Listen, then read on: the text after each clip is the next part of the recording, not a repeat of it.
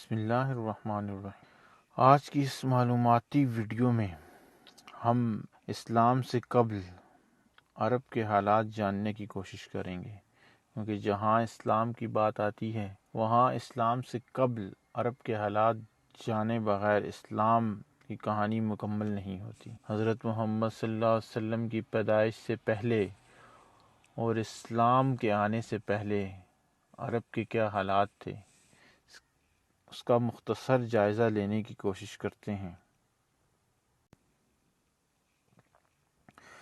جغرافیائی اعتبار سے ایشیا کے جنوب مغرب میں ایک بہت بڑا جزیرہ نما علاقہ ہے جسے عرب کہا جاتا ہے۔ عرب کا رقبہ تقریباً 12 لاکھ مربع میل ہے، جو کہ جرمنی اور فرانس سے 4 گنا زیادہ ہے۔ لیکن عرب کی باقاعدہ اور حتمی پیمائش آج تک نہیں ہو سکی۔ ملک کا بڑا حصہ ریگستان اور صحرا پر مشتمل ہے۔ پورے عرب جزیرے میں پہاڑوں کا سلسلہ پھیلا ہوا ہے۔ اس میں عراق، یمن اور شام کے خطے سرسبز و شاداب اور زرخیز ہیں، مگر محل وقوع کے حساب سے ہر مقام کی آب و ہوا الگ الگ ہے۔ چونکہ عرب 3 اطراف سے سمندر میں گھرا ہوا ہے، اس لیے اہل عرب اسے جزیرۃ العرب کے نام سے بھی پکارتے ہیں۔ اس کا نام عرب ہی کیوں پڑا، اس کے بارے میں تاریخ میں 2 وجوہات بیان کی جاتی ہیں۔ پہلی آراء یہ ہے کہ عرب کے لفظی معنی ہے فصاحت، اور زبان آوری کے حساب سے چونکہ اہل عرب اپنے آپ کو دیگر اقوام سے فصاحت و بلاغت کے اعتبار سے برتر سمجھتے تھے اور کسی اور کو اپنے ہم پایا نہیں سمجھتے تھے، اس لیے وہ اپنے آپ کو فصیح البیان جبکہ باقی دنیا کو عجم کہتے تھے۔ عجم کے مطلب ہے گونگے کہہ کر پکارتے تھے۔ اور دوسری رائے کے مطابق عرب کا لفظ عربہ سے نکلا ہے، جس کے معنی ہے صحرا اور ریگستان، کیونکہ ملک کا بیشتر حصہ دشت و صحرا پر مشتمل ہے، اس لیے سارے ملک کو عرب کہا جانے لگا۔ آج کل اس جزیرہ نما عرب میں 7 حکومتیں قائم ہیں، اور رقبے کے لحاظ سے ان کی ترتیب کچھ یوں ہے۔ سب سے بڑے رقبے میں مملکت سعودی عرب قائم ہے، اس کے بعد یمن، پھر عمان، پھر متحدہ عرب امارات، پھر کویت، قطر اور بحرین شامل ہیں۔ ان تمام کا مجموعی رقبہ عرب کا رقبہ کہلاتا ہے۔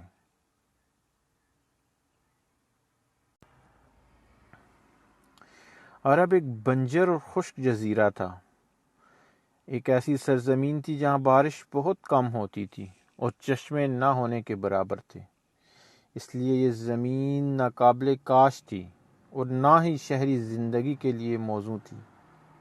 یہاں کے باشندے فطری طور پر خانہ بدوش زندگی گزارتے تھے۔ وہ خیموں میں رہتے تھے، بھیڑ بکریاں چراتے، ان کا گوشت کھاتے اور دودھ پیتے اور زندگی گزارتے تھے۔ انہی بھیڑ بکریوں کے اون اور بالوں سے پوشاک بناتے اور اپنے جانوروں کو چرانے کے لیے بارانی مقامات کی تلاش میں پھرتے رہتے، اور وہ اس کی وادیوں اور گھاٹیوں میں گھومتے رہتے۔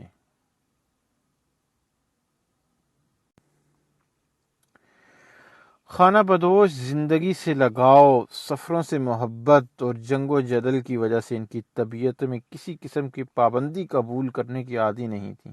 ان پر حریت اور وحشت کا غلبہ تھا۔ ان کا نہ تو کوئی اجتماعی تمدن تھا، نہ سیاسی حکومت، نہ کوئی فوجی نظام، نہ ہی کوئی دینی فلسفہ تھا۔ یہ قبیلوں میں بٹے ہوئے تھے اور قبیلوں کے سردار ہی حکمران ہوتے تھے، جو نسل در نسل ان کے وارث اور مالک ہوتے تھے۔ ان کے ہاں نہ تو یونانیوں کی طرح خاندانی طرز حکومت تھا، نہ مصریوں اور ایرانیوں کی طرح شاہی حکومت تھی۔ یہی وجہ ہے کہ اس وقت تک تمدن، رائے عامہ، جمہوریت اور جاگیرداری کے معنی اور مطالب کے اظہار سے تمام عربوں اور سامی اقوام کے پاس الفاظ نہیں ملتے۔ فوجی نظام تو اسلام کے بعد تک بھی کبھی مکمل اور منظم شکل میں وجود پذیر نہیں ہو سکا۔ اہل عرب دو بڑی نسلوں سے تعلق رکھتے تھے، ایک قحطان اور عدنان۔ قحطان یمن کے رہنے والے تھے۔ زمانہ قدیم میں ان کا ایک بادشاہ سرخ لباس پہننے کے سبب حمیری کے لقب سے مشہور تھا، اسی نسبت سے یہ لوگ بھی حمیری کہلانے لگے۔ مورخین انہیں ابھی تک یمنی لکھتے ہیں۔ کریم صلی اللہ علیہ وسلم کی پیدائش کے وقت یہ قبیلہ مکہ میں ہی سکونت پذیر تھا، اور دوسرا بڑا خاندان عدنان تھا۔ یہ لوگ حضرت ابراہیم علیہ السلام کے صاحبزادے حضرت اسماعیل کی نسل میں سے تھے۔ بعد میں جب اپنے ایک ممتاز سردار مضر کے نام پر مضری کہلانے لگے۔ کچھ معاشرتی خوبیاں بھی تھیں، حریت و آزادی کے متوالے اور علم بردار تھے۔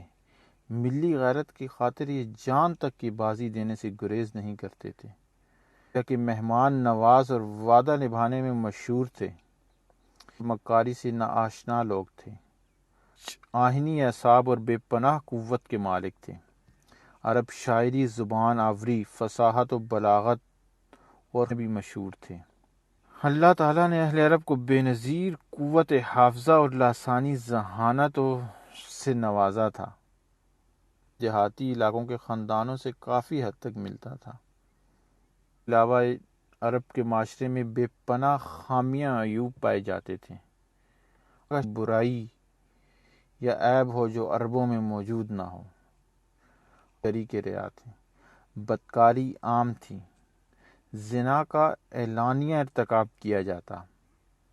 شراب عام تھی کہ عرب کا ہر گھر میں خانہ تھا، کوئی پابندی نہیں تھی، اور باپ کی وفات کے بعد بیویاں بطور وراثت بیٹوں میں تقسیم ہو جاتی۔